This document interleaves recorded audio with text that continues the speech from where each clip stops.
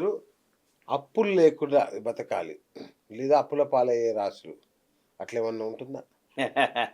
ఆ! లేనోళ్ళందరూ అప్పులున్నోళ్ళని ఏం కాదు. అవును. వాడికైతే బ్యాంకులో అప్పిస్తారు. మనకైతే పక్కింట్లో అప్పిస్తారు అంతే తేడా. అంతేనా? అర్థమవుతుందా? ఓకే. అలాగే వాళ్ళకి బ్యాంకులోకి వెళ్ళామనుకో, హ్మ్. వాడు కూర్చోబెట్టి అప్పిస్తాడు. అదే మనం అప్పుకెళ్ళామనుకో, మీ భూమి పెడితే అప్పిస్తాడు. అవును. ఈ రాశి వారికి అప్పులు పాలవుతారు. పలానా రాశి వారు అప్పుల పాలవ్వరు అన్నది ఏమీ లేదు. అలాగే అఖండ ధనయోగం కొందరికి, అఖండ రాజయోగం కొందరికి, అఖండ ధనరాశులు కొందరికి ఇట్లా చెప్తుంటారు గదా! మీకు ఇట్లేముండదా? అలాగని కాదు. ఒక్కో లగ్నంలో గానీ, ఇప్పుడు మేషరాశి వారందరూ కూడా మేషరాశి వారందరూ కూడా మీకు ఈ హంసయోగమా? సంవత్సరం ఆ! మంచి హంసయోగం, లేకపోతే రాజయోగం, లేకపోతే ధనయోగం జరిగింది అన్నారనుకో, ఆ! మేషరాశిలో ఉన్న వాళ్ళందరూ కూడా కోటీశ్వరులెవరు. అవరు. అలాగే సింహరాశిలో ఉన్న వాళ్ళందరూ కూడా అప్పుల పాలైపోతారంటే, దాంట్లో ఉన్నోళ్ళందరూ అప్పుల పాలైపోతారని కాదు. హ్మ్. మన గ్రహస్థితిని బట్టి, ఓకే. మనం పుట్టిన నక్షత్రాన్ని బట్టి, మన లగ్నాన్ని బట్టి, హ్మ్. దాన్ని బట్టి వాళ్ళకి ఇప్పుడు మేషరాశిలో ఉన్న వాళ్ళందరూ కూడా బావుంటారంటే గనుక మేషరాశిలో ఉన్న వాళ్ళందరూ బావుంటారని కాదు. కాదు.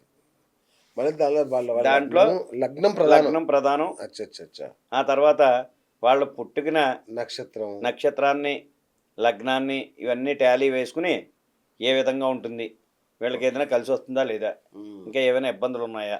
ఓకే. ఇవన్నీ చూసుకుంటే గనక అప్పుడు దాన్ని బట్టి ఎళ్తుంది తప్ప, మేషరాశిలో ఉన్నోళ్ళందరూ సీఎం అయిపోతారంటే గనక సీఎంలు చాలరు. అంతే గదా! కరెక్ట్. కరెక్ట్ చెప్పారు. అలాగే ఇబ్బందులన్నవి ప్రతి ఒక్కళ్ళకి మానవుడికి ఇబ్బంది లేకుండా ఏమి ఉండదు. అవును. కరెక్ట్. అలాగని ఆ ఇబ్బందిని అధిగమించే వాళ్ళే మంచి విజేతలు. విజేతలు. ఏ హ్మ్. అంటే ఈ రోజున చూస్తే ఓ భార్యాభర్తల సమస్య వచ్చిందనుకోండి. అవునండి.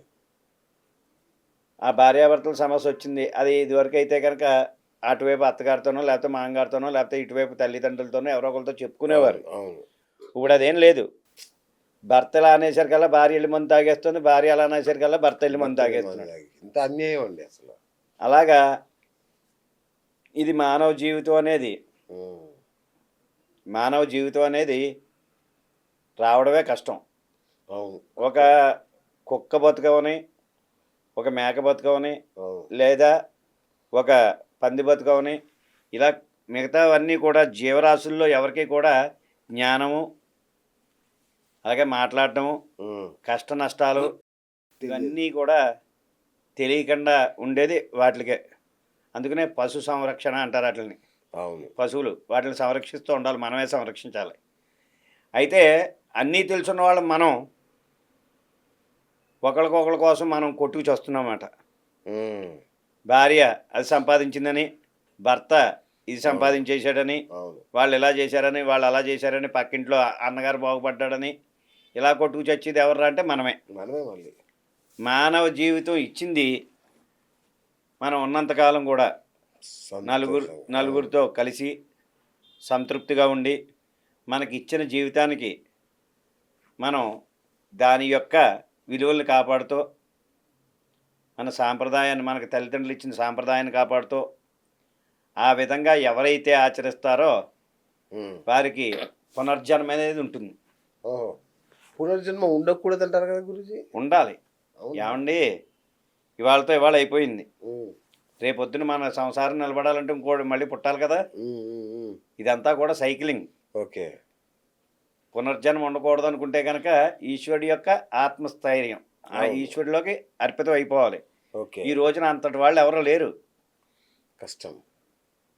మన మానవ జీవితంలో ఎక్కడో దాకా ఎందుకు నాకే ఉంటుంది.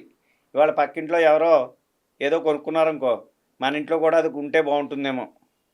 ఆ అది గృహోపకరణం సహజం. ఏదైనా ఉంటే అవును. బావుండేమో. సహజం. అవును. లేపోతే ఈ రోజున చాలామంది చూస్తూ ఉన్నాం.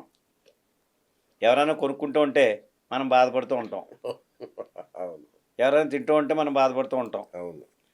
అది మానవుడి యొక్క సహజ లక్షణం. అత్యంత సహజ లక్షణం. అవును. కానీ దాన్ని అధిక్రమించే ఉపాయం గూడా ఉంది. ఆ! ఇదేది కూడా నాది కాదు. సర్వం అంతా కూడా శివార్పణం అని చెప్పి వదిలేసి వెళ్ళిపోయినవాడు ఎవడో చెప్పండి ఈ రోజుల్లోను? ఎవ్వరు లేరు. ఎవరూ లేరు. కొట్టుకుంటారు రిజిస్టర్ ఆఫీస్‌ల ముందు. పిల్లలు వదినలు తమ్ముళ్ళు మరుదులు కానీ కొట్టుకుంటున్నారు ఆస్తి కోసం ఆస్తి ఈ కోసం. రోజున ఆస్తులు కానీ తల్లిదండ్రులు చూడటం మానేశారు. అవును. మానేసి వాళ్ళు ఇచ్చే ఆస్తులు మాత్రం మనకు కావాలి. నేను నిన్న కూడా ఒకరితో మాట్లాడుతూ ఉంటే ఓ మాట అన్నాను, బ్రాహ్మడికి బలానా దానం ఇవ్వండి అంటేను అతను ఒకటే అన్నాడు, ఏమండి 100 రూపాయలు ఇచ్చాను, దానం ఇచ్చాను అనేసి. రే నీ 100 రూపాయలతో అడే 25 సంవత్సరాలు ఏం బతికేయడురా బ్రాహ్మడు.